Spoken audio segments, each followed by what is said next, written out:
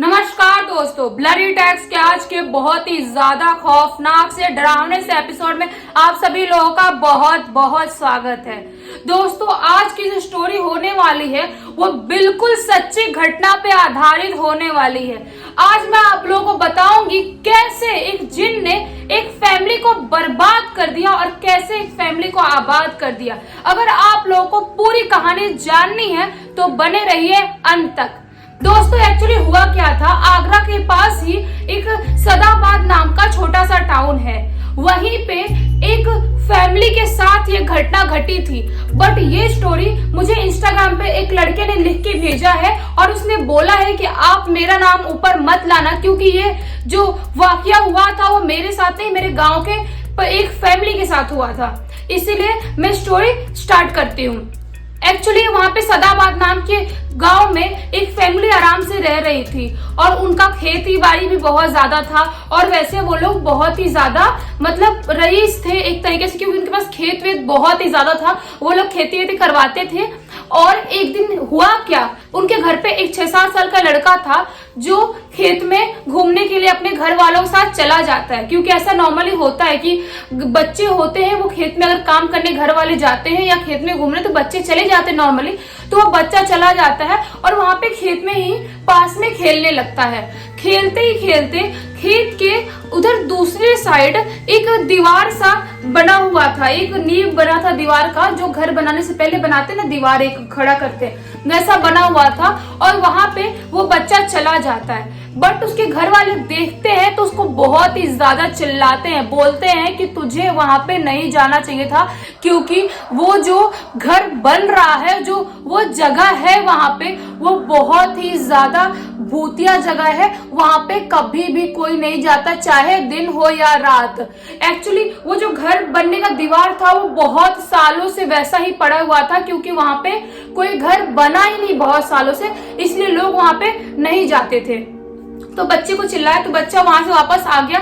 लेकिन बच्चे का दिल, बच्चे का दिमाग, बच्चों का ऐसा रहता है ना, एक्सपेरिमेंट करना होता है कि नहीं मुझे तो वहां पे देखना है आखिर ऐसा हुआ क्या है कि सब लोग मुझे मना कर रहे हैं। बच्चा दूसरे दिन भी अपने घर वालों के साथ आता है खेत में, बोलता है कि मैं आप लोग साथ चलूंगा। तो बोलते हैं ठीक है चल ले, और आता है। उसके बाद नजरें चुरा के घर वालों से जो दीवार था, जो वैसा बना हुआ था दीवार जैसा, उसके अंदर घुस जाता है और चारों तरफ इन्वेस्टिगेशन करने लगता है, देखने लगता है कि क्या क्या प्रॉब्लम है, और सोचता है कि आखिर क्यों मेरे घर वाले मना कर रहे थे, मैं आज पता लगा के रहूंगा। छोटा सा बच्चा 6-7 साल का, उसके पास कितना दिमाग रहेगा, और वैसा ही करता है। और वहां पे जाने के बाद कुछ टाइम तक वहां पे घूमते घूमते रहता है, और आधे घंटे बाद वो पता नहीं क्या ऐसा होता है जिसकी वजह से वो वहां पे बेहोश हो जाता है। उसके घर वाले चारों तरफ घूमते हैं, चारों तरफ ढूंढते हैं, पूरे खेत में ढूंढ लेते हैं, गांव में ढूंढ लेते हैं, पूरे घर पे ढूंढ लेते हैं, वो बच्चा उनको कहीं पे भी नहीं मिलता है। बट वो लोग जाते हैं वहां पे, सोचते हैं कि कल वहां पे गया था वो दीवार किधर, कहीं आज भी तो नहीं चला गया, हम लोगों ने उसको मना किया था। उनके दिमाग में अचानक से आया, ढूंढते ढूंढते शाम हो गया था। उसके बाद जब जाके देखते हैं कि वो बच्चा वहीं पे उस दीवार के अंदर ही बेहोश पड़ा हुआ है। वो लोग सोचते हैं कब से, कितने घंटे से वो वहीं पे है। वो लोग उठाते हैं, बच्चे को घर पे लाते हैं और बाद में पानी वाले छिड़कते हैं, डॉक्टर को बुलाते हैं। उसके बाद बच्चे को होश आता है, लेकिन होश आने के बाद वो बच्चा बिल्कुल भी नॉर्मल नहीं था। वो जिस बेड पे सोया हुआ था अचानक से खड़ा हो जाता है और बेड को जोर जोर से उठाता है, उठाकर धड़ाम धड़ाम पटकना चालू कर देता है। इतने जोर से उठाता है, फिर से पटकता है। वो लोग शॉक्ड हो जाते हैं कि 6-7 साल का बच्चा इतना भारी बेड कैसे उठा सकता है। और उसके बाद घर वालों को सबको चिल्लाता है, इधर से उधर तोड़फोड़ मचाता है, पूरी घर के सामान तोड़ता है। और बिल्कुल उसकी आवाज बिल्कुल बदल चुकी थी। उसकी आवाज एक छोटे से बच्चे की नहीं, उसकी आवाज बहुत ही ज्यादा भारी, एक लग रहा था कि बहुत ही बड़े आदमी की आवाज आ रही है, भारी भरकम आदमी की आवाज आ रही है। ऐसे उसके गले से आवाज निकल रही थी। उसका जो हाव भाव था बिल्कुल बदल सा गया था। वो लोग समझ नहीं पाते कि आखिर ऐसा क्या हो गया। लेकिन एक घड़ी उनके दिमाग में ये आता है कि वो हो ना हो उस घर में जो जो बनने वाला घर है दीवार, उसके अंदर गया था और वहीं पे जाने के बाद कुछ ना कुछ हुआ होगा, क्योंकि उस गांव के लोग मानते थे कि वहां पे वो दीवार बहुत ही ज्यादा हॉन्टेड है और बहुत ही ज्यादा गंदा है, वहां पे कोई भी नहीं जाता है।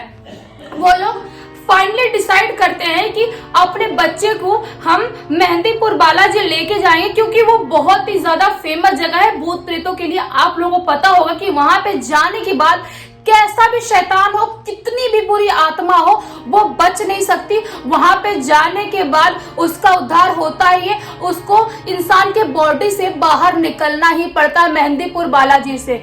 उसके बाद वो लोग सोचते हैं कि नहीं, हमको लेके बहुत जल्द से जल्द जाना पड़ेगा, क्योंकि उसकी हालत दिन पर दिन इतनी ज्यादा बिगड़ रही थी, वो बिल्कुल कमजोर हो गया, खाना पीना बिल्कुल छोड़ दिया था, जोर जोर से अपनी बॉडी पे खरोच मारता है, पूरी बॉडी नोचने लगा था, खून निकाल रहा था, घर वालों को गाली देता था, घर वालों को मारने के लिए दौड़ता था, उसको बांध के रखे थे। लेकिन उसकी हालत इतनी ज्यादा खराब थी कि वो किसी को अपने पास तक नहीं आने देता था। वो लोग सोचने लगे इसको हम अपने पास लेके कैसे जाएंगे, इसको हम लोग गाड़ी में बैठा के। इसलिए सोचते हैं कि एक तांत्रिक को बुलाते हैं और थोड़ा सा उसको हल्का करते हैं और थोड़ा सा झाड़ फूक करवाते हैं कि थोड़ा नॉर्मल होगा, उसके बाद उसको मेहंदीपुर बालाजी लेके जाएंगे। और ठीक वैसा ही करते हैं, एक तांत्रिक को बुलाते हैं और झाड़ फूक करवाते हैं और लेके जाते हैं। और वहां पे मेहंदीपुर बालाजी ले जाने के बाद वहां पे छोड़ के आ जाते हैं। क्योंकि आप लोगों में से बहुत लोगों को नहीं पता होगा तो मैं बता देती हूँ, वहां पे बहुत सारे ऐसे लोग होते हैं जिनको उनकी फैमिली वहां पे